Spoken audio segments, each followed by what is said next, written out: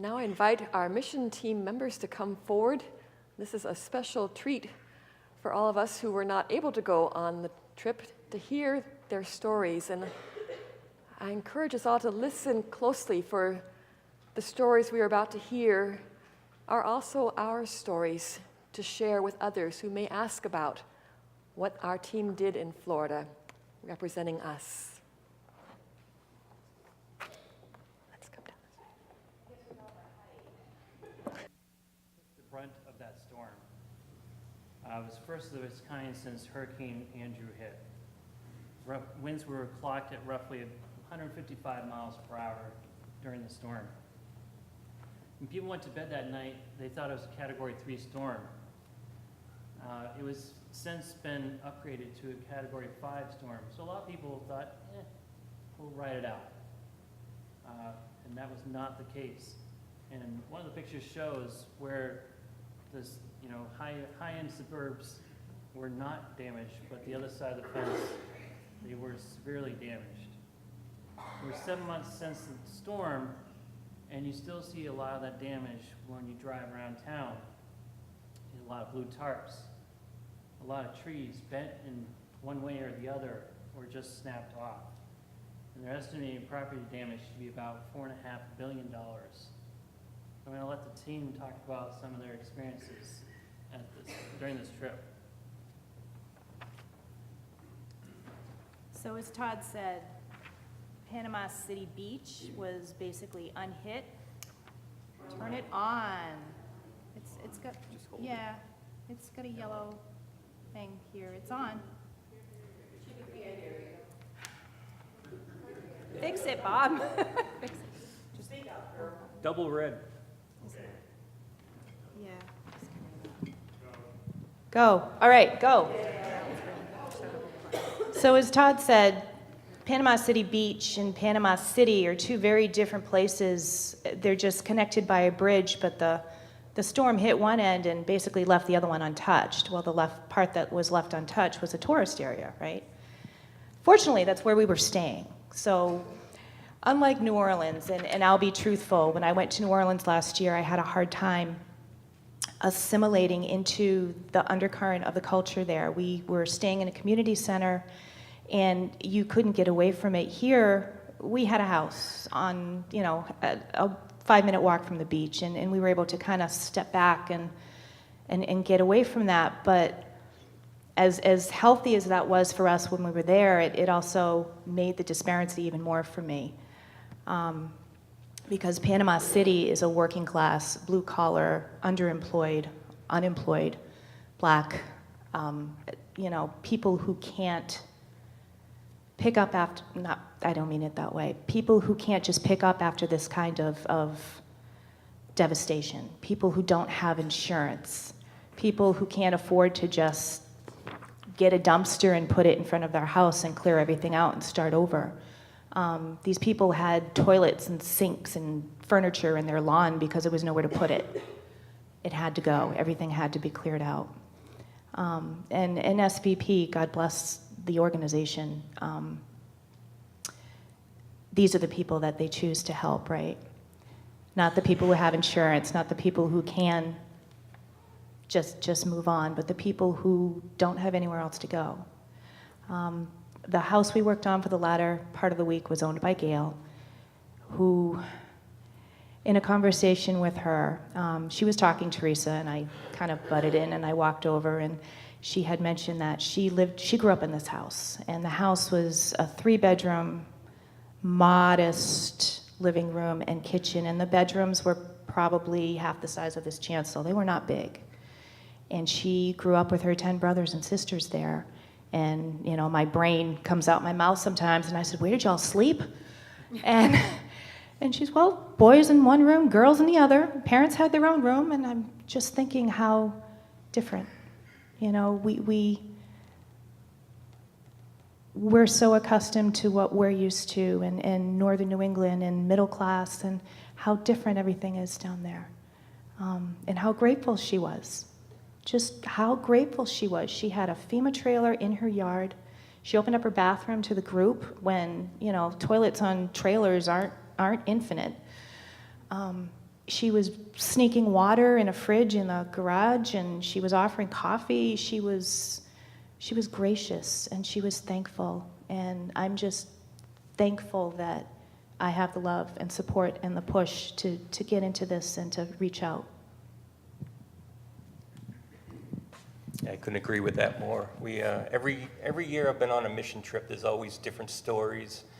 You see different things. This was as devastating an area as I'd ever seen, because I hadn't been down to New Orleans at the very beginning, even though I had gone for about 10 years afterwards. But this was only about 8 months after. So you had just roofs ripped off of houses, which causes all kinds of water damage, and everything had to be ripped out.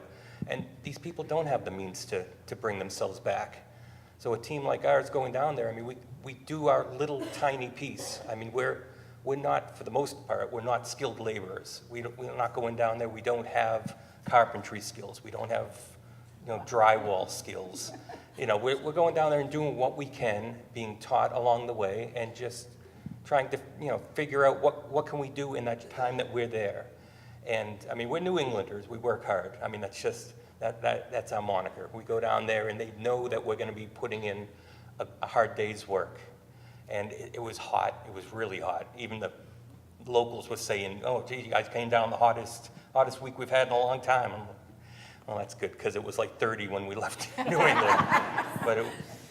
But you do what you do, and at the end of the day, there's drywall up that will be part of us. There's flooring. There's a gorgeous bathroom that Kenny worked really hard on. That he's doing great work down there, and that will forever be part of that house.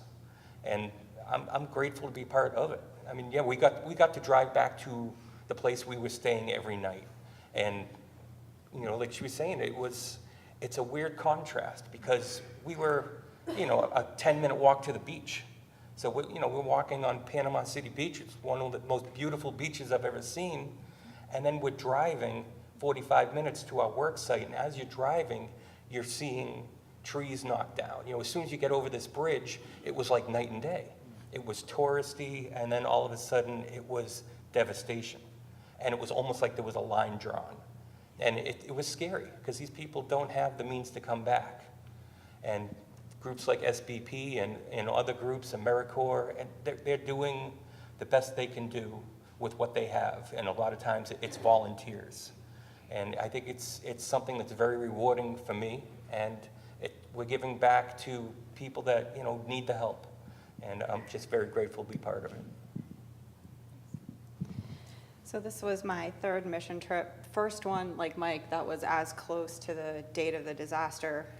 So it was really when the 4-hour drive from Jacksonville to where we were, just seeing all the trees, and in one stretch of the road, they're all leaning to the left, and then the next stretch of the road, they're all leaning to the right, and it's like, wait, how does that even happen? How can they be going in two different directions?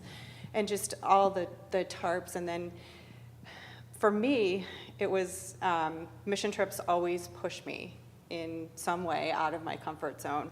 The first one is always typically with drywall. I'm not good at it. I know I'm not good at it, but I try, and I still make mistakes. And so I hold and I screw, and that's what I do. But I was much more successful. We were very lucky on this trip. We got to work in 3 different houses. So the first house we were at was Min's, and we did drywall and organized the site, because it needed the organization with the amount of people we had there. We had a lot of crew in a really small space. And then we got to go to, oh gosh, I'm gonna forget his name. Bobby's house.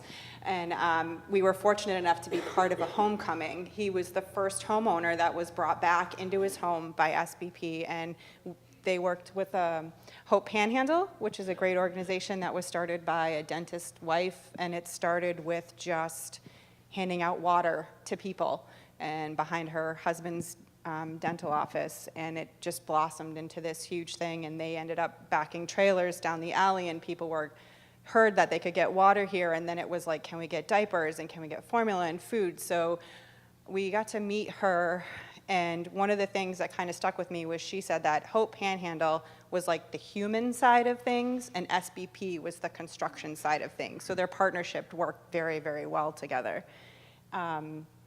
I actually was the one who started talking to Gail at the third house, which is not normal for me. Normally that's Mike. He's out there chatting up all the homeowners and finding their stories. So it was really good. And when she found out we were actually from a church in New Hampshire, she was just like, God is good every day. And she was just so happy and so thankful. And then as people came out, I was like, this is Gail, come talk to Gail. And she told us part of her story. I asked her story. And like Todd said, they were all hunkered down in their house. And then she heard this banging on her door at 3 a.m. and it was her son. And he was like, we gotta go, it's gonna be worse. And they're like, oh, it's just category 3, whatever, you know. But they ended up moving out and going to a hotel, I think she said. But it was really good to have the time to talk to her, and it just made the work we were doing on our house so much more meaningful when you get to connect their story. And the other thing for me that I always love about the mission trips is just being able to connect with people that I don't know very well.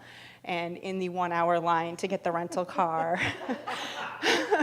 finding out, you know, that I have backgrounds and experiences and stuff in common with people that I just didn't realize. And sometimes when you're going through a hard time in your personal life, you think you're the only one.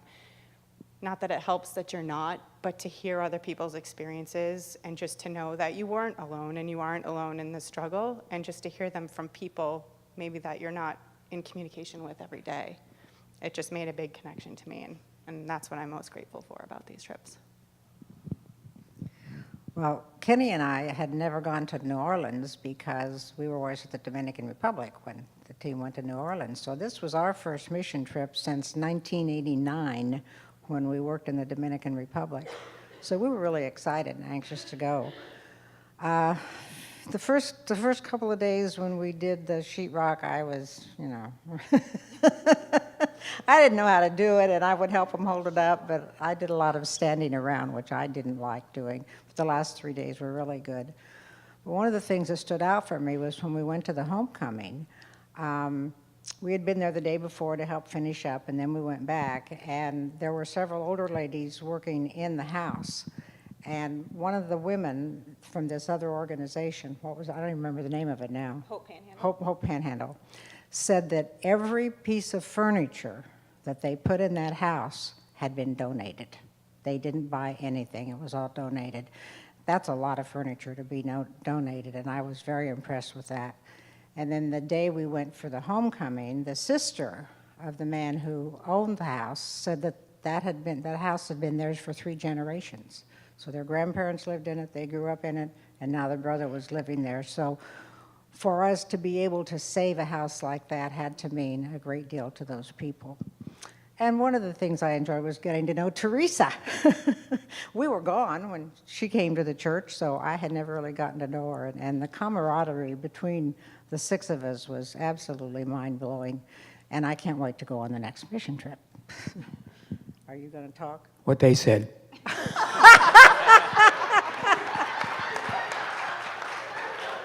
Sue said she was going to make him do an interpretive dance if he didn't talk. That I would like to see.